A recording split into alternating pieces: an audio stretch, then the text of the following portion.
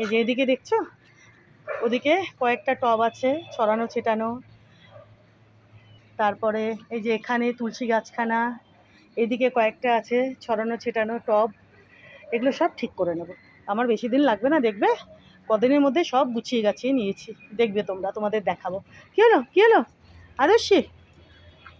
বুঝেছো বন্ধুরা, আমার দেরি লাগবে না, খুব তাড়াতাড়ি এগুলো সব সুন্দরভাবে গুছিয়ে নেব। বুঝেছো বন্ধুরা? আর এদিকে দেখো, এদিকেও একটু দেখিয়ে দিই।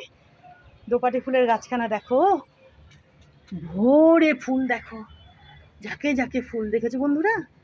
দেখো কত কত ফুল। দেখো এটারও কিন্তু বেশ, এই যে টবের চারপাশে বেশ নোংরা হয়েছে, দেখো দেখেছো? আগাছাগুলো আমি সেদিন পরিষ্কার করেছি, আর সাইডগুলো এখনো টবের পরিষ্কার করা বাকি আছে, এটাও করে নেব।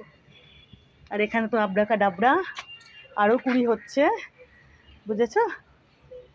এই টবখানাও ফেটে গেছে, এটাকেও চেঞ্জ করতে হবে। এই যে দেখো, বুঝতে পারছো? এই যে দেখো সাইড থেকে এই টবখানা কিন্তু ফেটে গেছে, এটাকেও, এই গাছখানাকেও অন্য টবে লাগাতে হবে। বুঝেছো বন্ধুরা? দেখো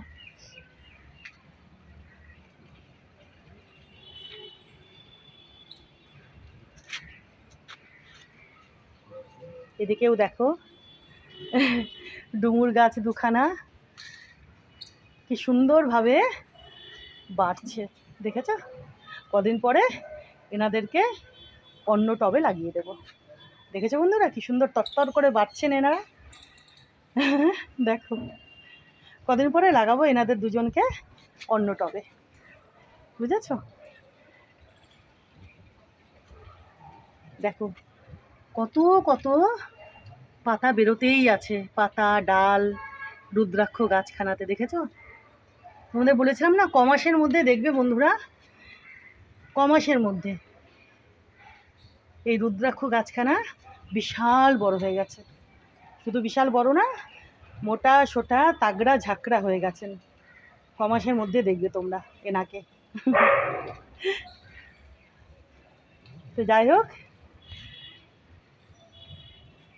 এদিকে তোমাদের একটু দেখিয়ে দিলাম তুলসী গাছখানা দেখো, এদিকে দেখো শিম গাছখানা, এনাদের দুজনকে তো দেখালামই।